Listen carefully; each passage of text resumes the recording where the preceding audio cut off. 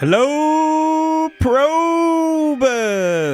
Howdy, howdy! Welcome to But It Was Aliens, the extraterrestrial comedy podcast brought to you by two former MIBs. Each week, we bring you a different case from not only around the globe, but from across the universe, bringing you the truth about everything these aliens are doing. Everything. Across from me, as always, is the tallest, the greyest, and the New York Rangers' biggest hater, Kev in the Grey. Thought you were going a different direction there.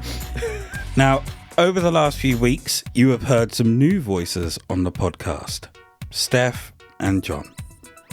I don't know if there are any other episodes that have been pre-recorded with them and will be coming out, but I would like to personally thank both of them for their vigour, their charm, and their humour.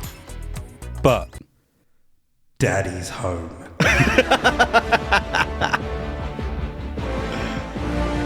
I am the king of the street grannies, the prince with the perfect peach.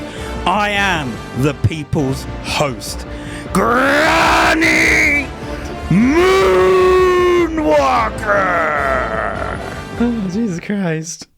I'm deaf.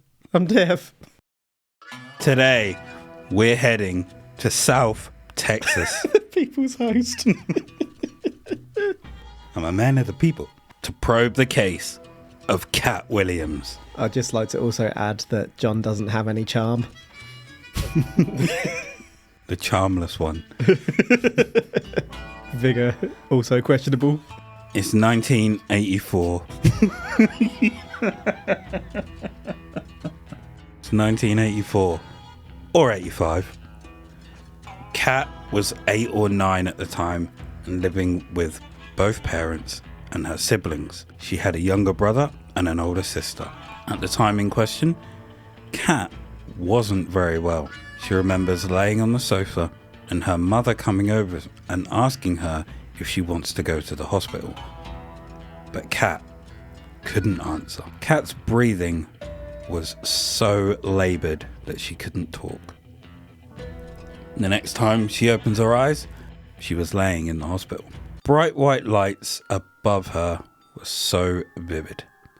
And then images of doctors in white coats would pop in and out as they would look over her.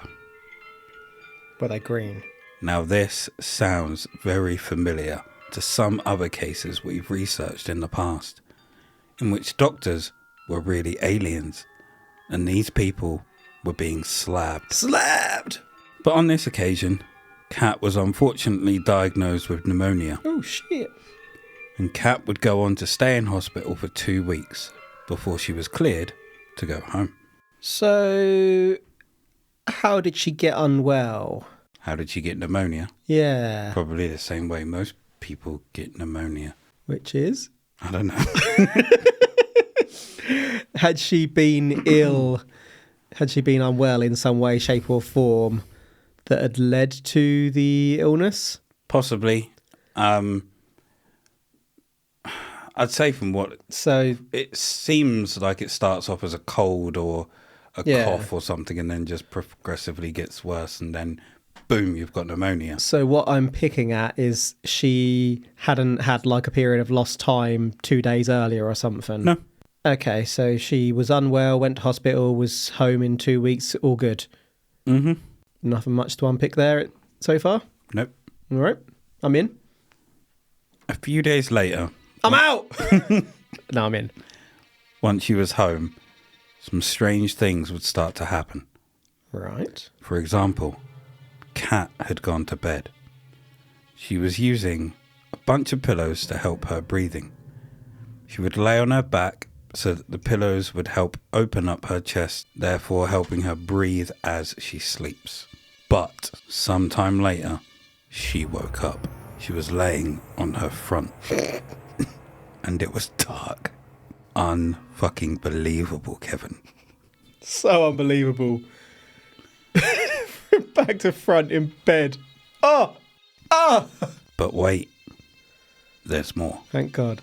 As her eyes began to adjust, she started looking around the room and saw a dark figure standing next to her bed, along with a similar figure standing behind it. Uh-oh. She lay there frozen in fear, believing that these figures were burglars who had entered her room. That's terrifying.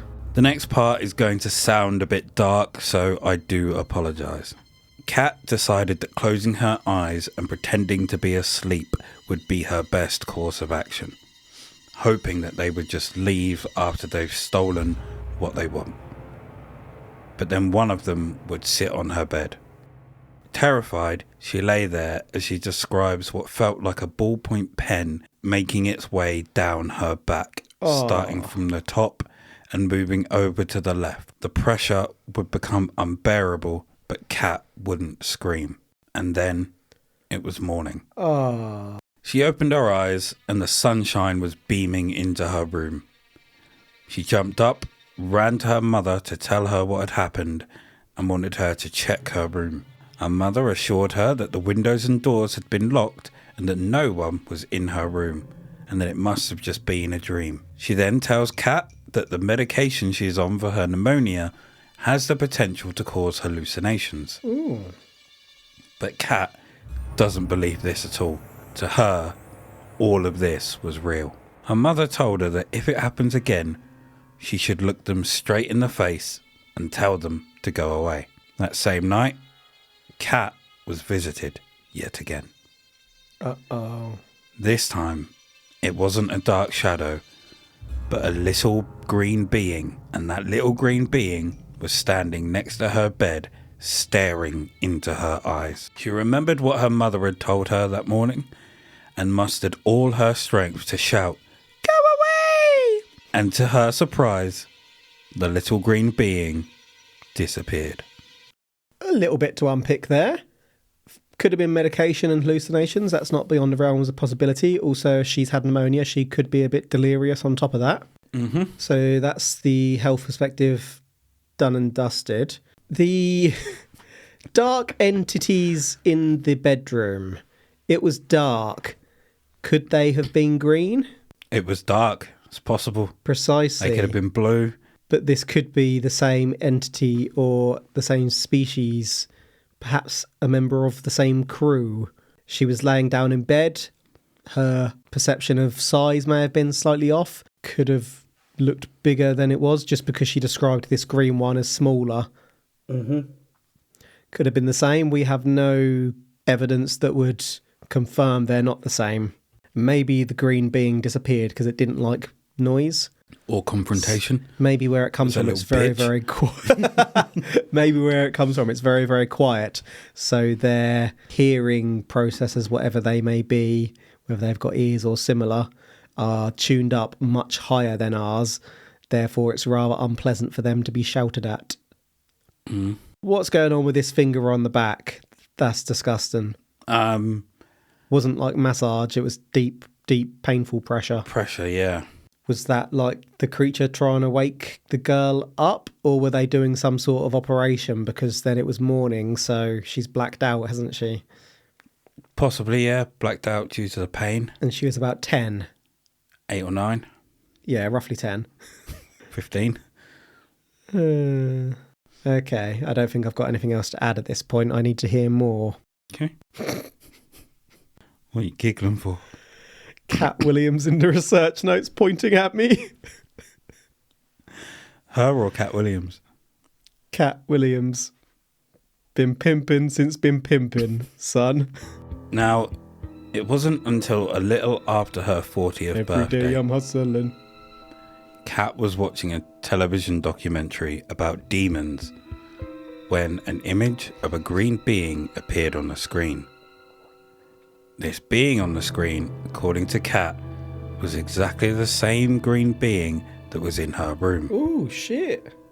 She's seen the future. Seeing this brought back all the memories. All the memories, Kevin. Did it, Granville? All of them. Allegedly, truthfully, she went to her local library and just happened to stumble upon a book regarding extraterrestrial encounters. And because she just happened upon it, she felt drawn to it. As she started to look through it, she happened upon the accounts of a man who spoke about encountering dark beings.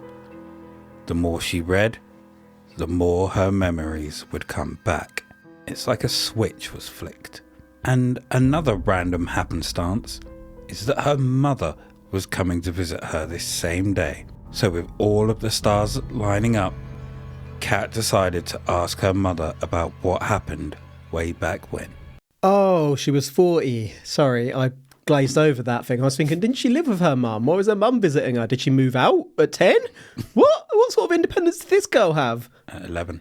So she saw the green thing on TV, which brought back all the memories. All the memories. But then she flicked through this book in the library, which brought back more memories. More memories. I feel like if you've recalled all the memories, there shouldn't then be more memories to come. No, but there can be. There can be more. I find this sentiment very confusing. Right. I find the fact that you don't understand it confusing. Send help. You can have all of it, and then you can have more. So she's...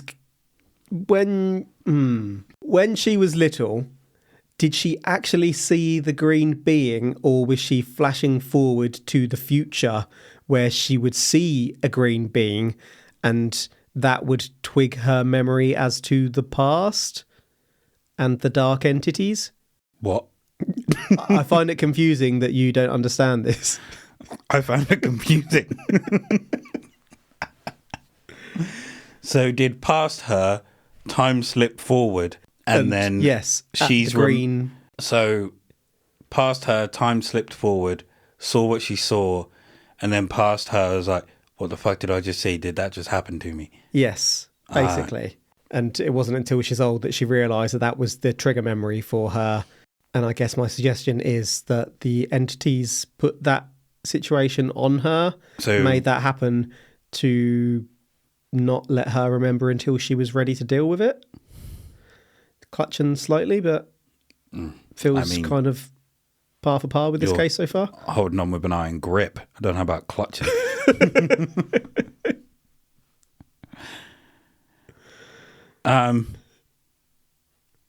Maybe she's a time slipper. Is that what you're saying? You No. give her a time slipping That's not quite. I'm saying she one-off slipped through time at the wishes of a controlling entity. Wouldn't that still make her a time slipper? I suppose. Let's not fight about it. Yes, she had one experience of time slipping at someone else's control. Well, actually, does that make her a time slipper, or the person that made it happen a time slipper? Makes her a time slipper. Yeah, I suppose she has. Her consciousness has slipped, hasn't it? So, okay. I'll let you have that. There's all the memories. So there could be more instances of time slipping for you to... but she's got all the memories. But there's more. She hasn't got them all. She has. There aren't more. There is. Please move on. Please. All the more reason to. When the pair did speak, Kat's mother claimed that she had no memory of her daughter telling her of the encounter. She did, though, recall that the doctor who had treated her for pneumonia in the hospital had not simply just allowed her to go home. He had told Kat's mother that Kat was not responding to the treatment and that there was nothing else they could do for her. Here we go. Essentially, when Kat's mother took her home, she thought she was taking her home to die. This is the first time Kat had heard about this, and she now began to wonder if the device that was being pushed into her back during the encounter in her room had cured her and that it wasn't someone trying to harm her. The more Kat considered this, more memories would come to mind. Following the incident with the strange being and the magical ballpoint pen, Kat noticed how her personality changed. She suddenly found herself to be completely neat and ordered. From making her bed, tidying her room, and even sorting and tidying her wardrobe. You could almost say it became a compulsion. If anything was out of place, she would get physically angry until it was straightened up again. Now, probers, the grey in front of me also has a similar compulsion. I was hoping you wouldn't go here. But it's nowhere near that high. And because I'm the bestest of best friends, it's now official, I used to play on this obsession and watch him squirm trying to not take the bait. What I would do is simply move something in his flat in front of him just by an inch. If money was stacked, I'd move one single coin slightly. If a beer mat was specifically placed, I would move it just off kilter. Probers, I'm a bastard. But damn it, I'm a best friend. Do you know what's a really good therapy for issues like this? Living with others. Because then things get moved so much that they don't live in a place. Yep. Then you just have to come to accept that everything's everywhere. All at once. Which is, since you have been with your other half and now have a child, that obsession doesn't grip you, so I'm no longer pressed to do it. Yeah. Good times. Although it winds me up. It winds me up more. What, at your house? Yeah, but it's less so things being moved out of place. Like, I know where things should be. So if I put my keys on the table and then my keys aren't on the table, I get really annoyed that they're not on the table. I'm like, why have you moved them? Like, that's where they live. Yeah. I think there are two types of people in the world, aren't there? The people who... There's order and chaos. The people who put things in homes and the things that don't put things in homes. Like, some people leave their keys on a table, or they've got a little bowl somewhere that comes out of parties. Other people just put them in a different place every time, and both are okay, but you don't tend to get an in-betweener, do you? It's one or the other. So I would like to describe myself as organised chaos. Like, I will put something in a realm. It will be in an area, and I know it's there. Now, someone can't take it out of that. Sounds like chaos to me. The area is my whole house. Like, say, for example, I walked in here and put my keys on the table. Yes. Now, it wouldn't bother me what side I put the keys or where I put them. But if I put them on the table once or twice, then every time I walk in, they have to go on the table. Yeah. That's organised chaos to me. Whereas you, like, it would have to be either on the left-hand side in a specific spot, like in the top corner or in the bottom. Yes. And that is when I would move it.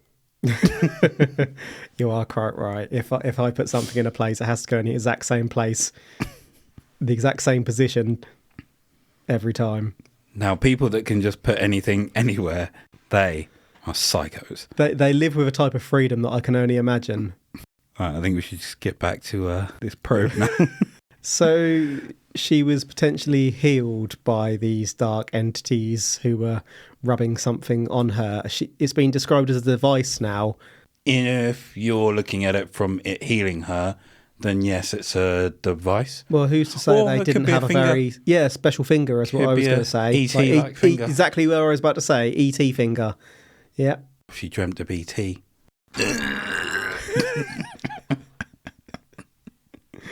ET doesn't have the best control of his body. Tries to poke her in the back and pokes her in the eye. Heal. After her surviving her pneumonia, it's around that time that her mother suddenly started taking her to church and Bible study, where she learned of a person's body being a temple and how people should take care of it. She remembered as she was a teenager and an adult that she never delved into the world of alcohol or even drugs. She tried to stay as healthy as possible, and as the years went on, this started to become obsessive. She eventually went on to have an X-ray performed on her back, but nothing came through on the X-ray, and there was no implant, which she thought there would be. She also began to carry out some other research. So is the suggestion here that all people with obsessive compulsive tendencies may have had a bit of extraterrestrial activity in them? Or is this just a factor in her alone? I think this is a factor in her alone. Okay. Just trying to find a way of bridging the two. Mm-hmm. Is this why I'm like this? Yeah, okay. So she's trying to explain her psychological condition. Through aliens. It might be, and this is getting a bit personal for her, and I'm not suggesting this is the case, but it might be easier to look to the outward rather than to look in. If A, something bad happened in her past, or if B, she's just a little bit less than what her ideal would be and she can't blame herself for that. Not that you should blame, but yeah, maybe her mind is sort of protecting by pushing out rather than looking in, if that makes sense. Makes all the sense in the world. And more. Stop messing with me. Why did she expect to find something in her back? There was no suggestion they left something in there. They just put pressure on. No. That could have been just like a little Theragun. Blah, blah, blah, blah, sorted her out. And then off she goes. I mean, there's no talk of any scars. Yeah. Either, So, I don't get why she expected there to be something there. Bit of a jump. I wonder if it was more of hope. Hope than expectation. To make sense of her memories, perhaps. Kat started to look at the records of MUFON. Why? Or when she did, she noticed that in 84 and 85, there were multiple UFO encounters. And she began to question that at least one of those encounters was connected to what she was going through or went through in her childhood. She was also now questioning whether they had actually cured her of her ailments and saved her life from pneumonia. To later do their evil bidding. She wasn't meant to live. Who's to say it's aliens? What if this is a dark creature reversing God's plan? Ooh, a demon, you say? I say. A demon? Begone, demon. Yes, one of those. One UFO researcher and investigator who has documented many encounters, including over 300 that involved healing people. 300, Kevin. 300! Is Preston Dennett. He has his book, Healing Powers of UFOs. Not only did his research suggest that around 50% of alien encounters involved healing, but that the device used on Kat is often spoke about in other cases too.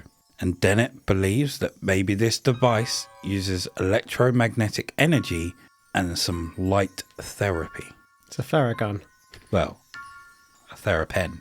Dennett offers that the details of Kat's case also mirror other encounters, with many people claiming to have been woken deep in the night whilst these visitors administer the healing therapies. Dennett also highlights other encounters featuring people driving or walking when a UFO suddenly appears and sends a beam of light directly onto them. We have covered cases like that many times. And he believes that the beam of light is a healing beam. Not in the Cash Landrum case. Didn't it burn them? It did. Whatever the reasons might be, Dennett points out these types of alien encounters have taken place with individuals from all over the world. Different religions, males, females, young, old, literally everyone. Except us. So, what made Kat special? Well, I'm about to tell you, Kevin. Why was Kat saved by these entities and not every little child in the world suffering from disease, illness and the like? I'm going to guess pimping. Well, the answer to that is, I don't know. There is nothing remarkably special that we know of, but maybe there is something that they know. Maybe Kat is meant to have an encounter with someone at some point in her life that leads to that person doing something special. Maybe she was meant to give someone a look which makes them stop in their tracks confused, which in turn stops them from crossing a road into traffic. Maybe she was meant to cough in the face of somebody, which in turn starts off a plague which wipes out all of humanity, keeping the aliens' hands somewhat clean. Well, whether or not any information regarding the alien encounters of Kat comes to light in the future remains to be seen. The fact is, though, her experience with these entities serves to build up a bigger and clearer picture of just what might reside at the heart of these strange events. People are being healed. These aliens are doctors. Dr. Green. Dr. Grey. Let me just stick a finger up your bum and find out if you're bad. That's how they check. Let me just give my finger right up your butt. I'll let you know if you're okay. Now, this is the part of the probe where we turn to science and skepticism. Science. Get your bum out. Let's check. There's not much science here, and the science we could possibly talk about is an alien science, so we have no idea how the hell it works, because it clearly worked. Clearly. The skepticism. All we have, unfortunately, is Kat's word. Nothing from anyone else. No evidence. Nothing. But fuck the skeptics, and fuck you, Greybeard. I'm not letting you shit on this one. So we're going to summarise. The truth? This is the South Texas case of Kat Williams. Not the Kat Williams, but Kat Williams. At the time, Kat was an 8 or 9-year-old child who wasn't well. She was hustling. So not well that she was admitted to hospital and diagnosed with pneumonia. Whilst in hospital, she had vivid visions of white lights and doctors that didn't really amount to anything other than her seeing white lights and doctors. But once she got home, things changed. One night, after falling asleep on her back, she awoke on her front, and it was dark. She looked around her room and was met by 2 shadowy figures. She thought they were burglars, so laid still and closed her eyes, hoping that they would leave. But one of them sat on her bed. Terrified, she then felt a pen-like object touch her back and then move slowly down it to the left. It was excruciatingly painful, but she didn't make a sound. The next thing she knew, it was morning. She ran to tell her mum, but her mum said that she must have dreamt it because the doors and windows were locked.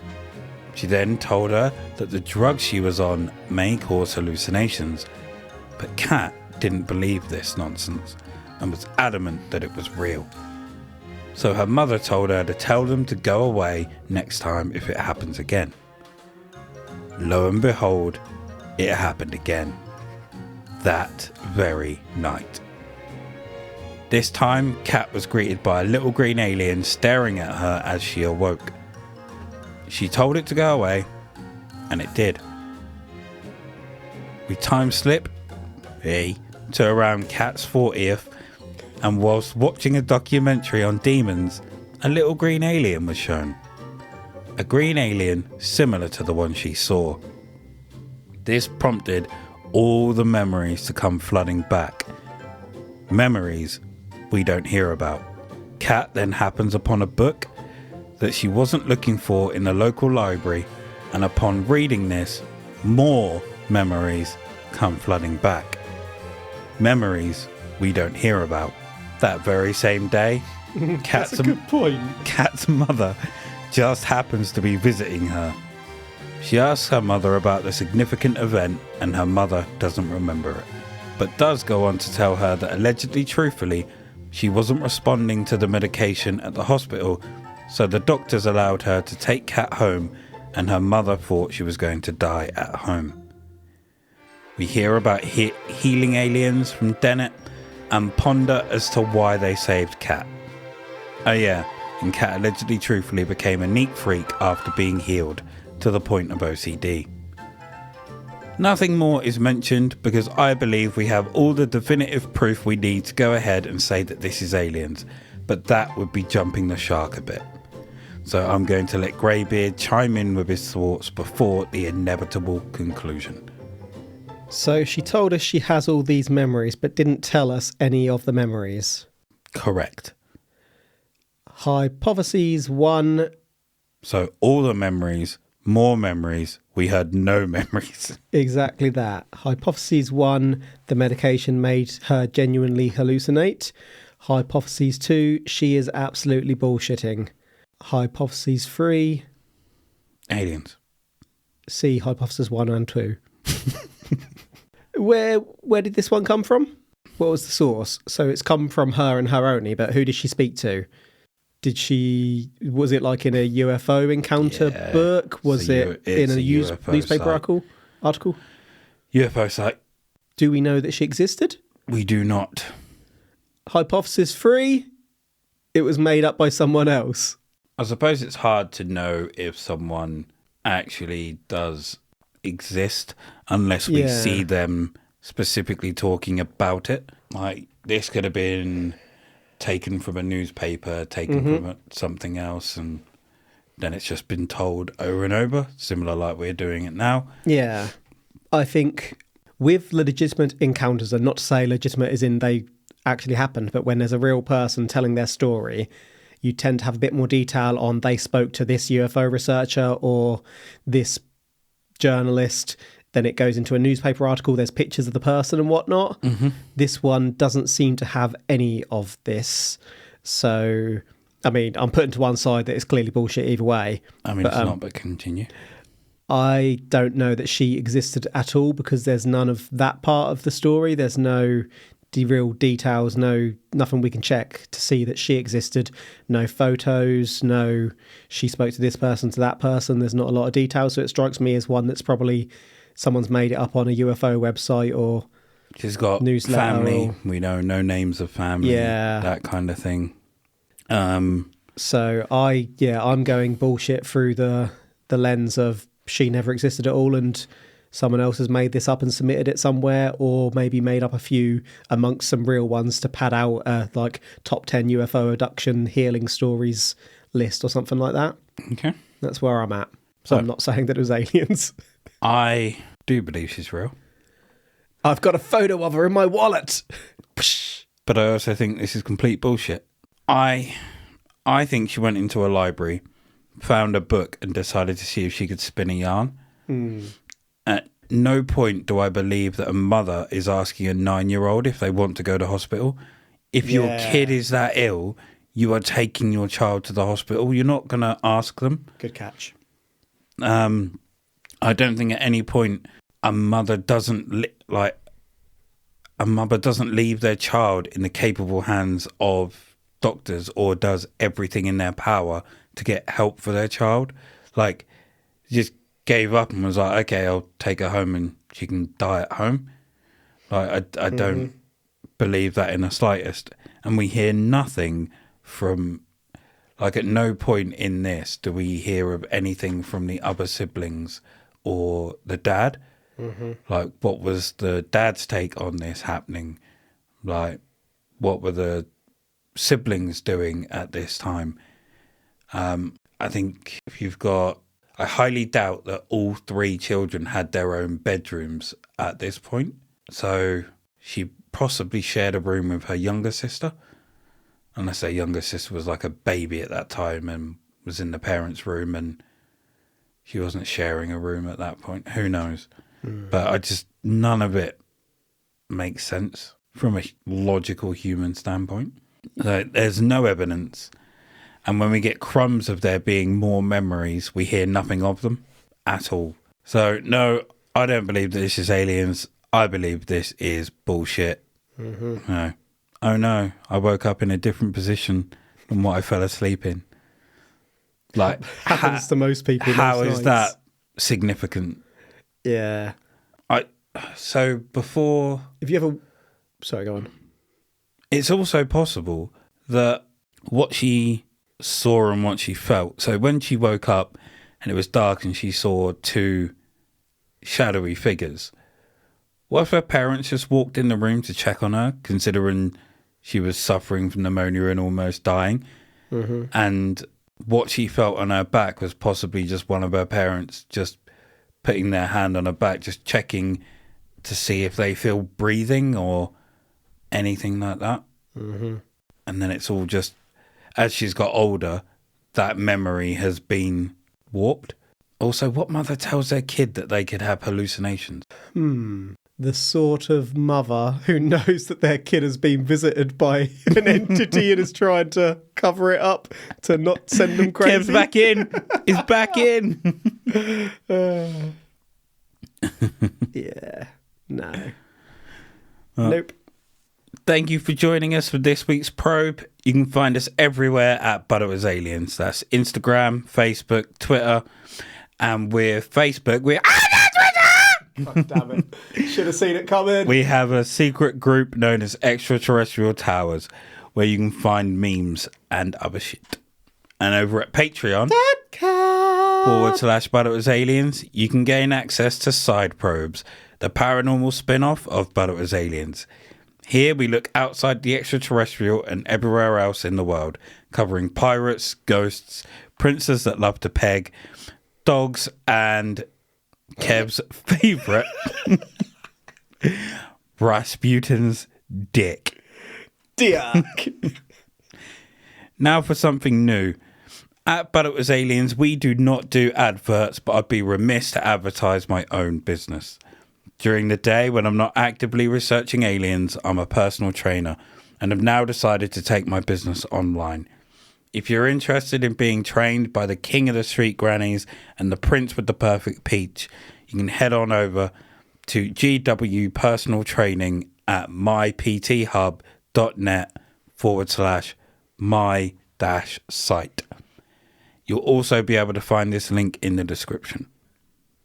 As always, I have been the bestest of best friends who will move your furniture out of place in front of you. And he has been the grey one. Remember, Daddy's home.